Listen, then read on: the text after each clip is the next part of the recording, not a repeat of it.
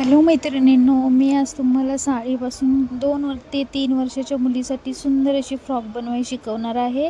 तर माझ्याकडे एक साडी शिल्लक होती, तर त्याचा मी एक मोठ्या मुलीसाठी वन पीस शिवलेला होता. तर हे राहिलेल्या कापडामध्ये मी आता छोट्या मुलीसाठी सेम बनवणार आहे. तर आता या 3 वर्षाच्या मुलीची जो खालचा घेर आहे त्याचे 12 हाईट आहे. तर मी त्या अकॉर्डिंग हे जे 2 तुकडे राहिलेले आहेत ते ॲडजस्ट करणार आहे. तुम्ही बघू शकता वरचा छोटा आहे आणि खालचा मोठा तुकडा राहिलेला होता. तर माझे हाईटला बरोबर ॲडजस्ट होत आहे. त्याच्यामुळे मग मी मोठ्या तुकड्याला वरची चून पाडून ती छोट्या तुकड्याला जॉईंट करत आहे आणि जॉईंट केल्यानंतर असा लूक दिसत आहे. आता हा जो माझ्याकडे एक मोठा कपडा शिल्लक आहे त्याच्यावर मी बॅक साईडचं कटिंग करणार आहे. तर आपली हाईट आहे 12, तर आपण इथे 12 हाईट टाकून बॅक साईडला कटिंग करून घेणार आहोत. बॅकला आपण 12 उंची टाकलेली आहे आणि आता कट करून घेणार आहोत.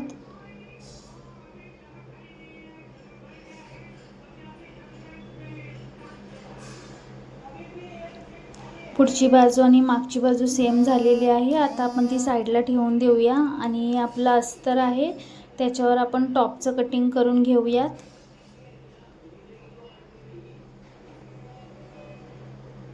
टॉपसाठी आपण अस्तर व्यवस्थित घडी घालून घेऊयात आणि टॉपची उंची आहे आपली 9 आणि मुलीची जी छाती आहे ती 22 आहे. त्याप्रमाणे आपण अस्तर ॲडजस्ट करून घेऊयात.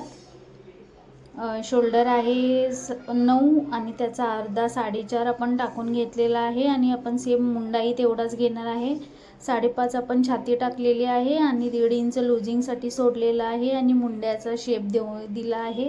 गळा रुंदी आपण 2 टाकलेली आहे आणि 2च आपण बॅकचा गळा टाकणार आहोत आणि गळ्याचा आकार देणार आहोत आणि कट करून घेणार आहोत. असं आपण दोन्ही पुढची आणि मागची बाजू एकत्र कटिंग करून घेतलेली आहे. आता हे जे राहिलेलं अस्तर आहे ते आपण एकसारखं करून घेऊयात आणि आता आपलं घेरला जे अस्तर आहे ते आपण याच्यातूनच कट करून घेणार आहोत. तर आता आपण जास्त मोजणार नाही कारण आपल्याकडे एवढेच 1 मीटर मी जे अस्तर होतं तेच यूज करणार आहे. तर मी याचा सेंटर घेऊन मी मधून कट केलेला आहे आणि ही आपली पुढची मागची बाजू आहे. आणि आता आपण बघणार आहोत आपल्याकडं किती तुकडे शिल्लक आहेत. हा माझ्याकडे एक मोठा जो तुकडा शिल्लक आहे याच्यामध्ये मी फ्रंट आणि बॅक दोन्ही कट करणार आहे. अशा पद्धतीनं मी माझी अस्तर कपडावर ठेवलेला आहे आणि कट करून घेत आहे.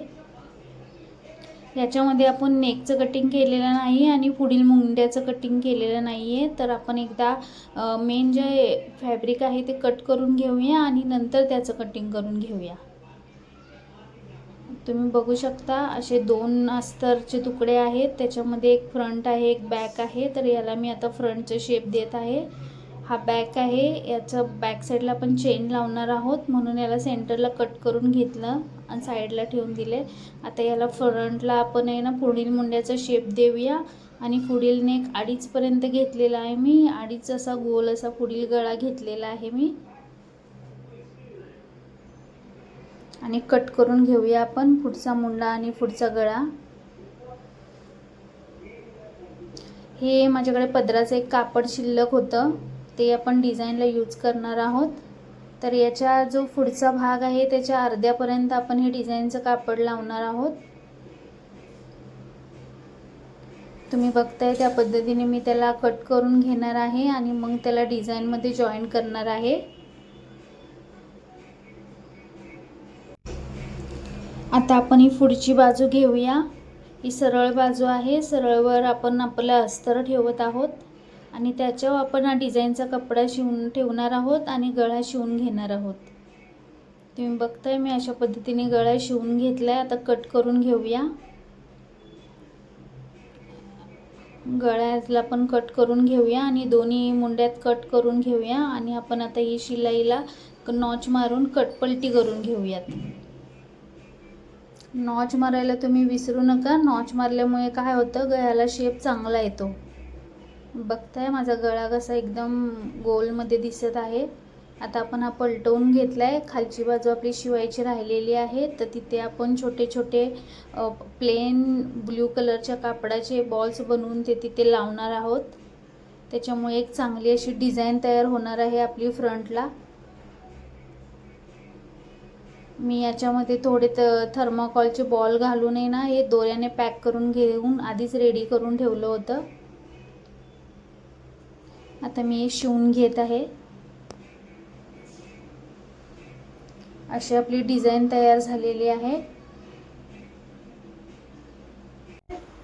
आता आपण मागची बाजू तयार करून घेऊयात. मागच्या बाजूला आपण चेन लावणार आहोत.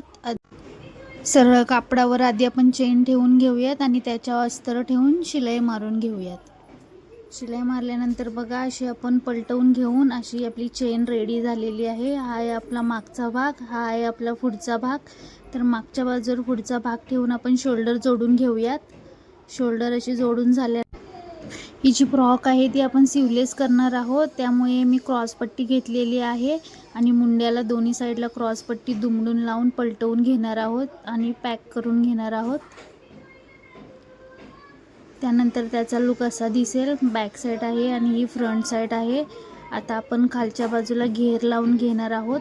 हा जो फ्रंटचा घेर आहे त्याला आपण डबलमध्ये ठेवलेला आहे, तो फ्रंटलाच लावायचा आहे आणि अशा चुन्या पाडून पूर्ण चुन्या फ्रंट साईडला ॲडजस्ट करून घ्यायच्या आहेत आणि पूर्ण चुनी पाडून घ्यायची आहे तिथे. बॅक साईडचा पार्ट पण सेम आपण तसाच चुन्या पाडून जोडून घेणार आहोत.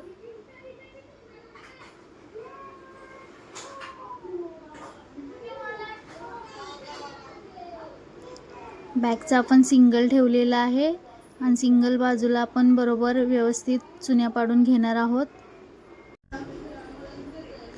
चुन्या पाडून झाल्यानंतर ही जी आपली अस्तरची साईड आहे त्याच्यावर आपण दुसरं अस्तर पण जोडून घेणार आहोत. त्यामुळे आतली जी शिलाई आहे ती हाईड होऊन जाते आणि बाहेर कोणतीच शिलाई दिसत नाही. त्यासाठी आपण अस्तर हे नंतर जोडून घेतलेलं आहे. आधी अस्तर करून जॉईंट मारले असते तर आपल्याला ती शिलाई वर दिसली असती. आता ही बघा, ही जी शिलाई आहे ती आतमध्ये जाणार आहे, त्यामुळे वर कोणत्याच प्रकारची शिलाई आपल्याला दिसणार नाही, सगळं हाईड होऊन जाणार आहे.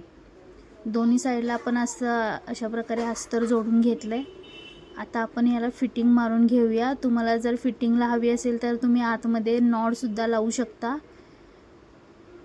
मला कस्टमरनं आवर्जून सांगितलं आहे की त्यांना नॉड हवी आहे मध्ये फिटिंगसाठी, म्हणून मी या फ्रॉकला मध्ये सेंटरला नॉड लावलेली आहे. आता आपण ही फ्रॉक पलटवून घेऊया. अशा प्रकारे आपली फ्रॉक रेडी झालेली आहे. अगदी सहज आणि सोप्या पद्धतीने आपण ही फ्रॉक रेडी केलेली आहे.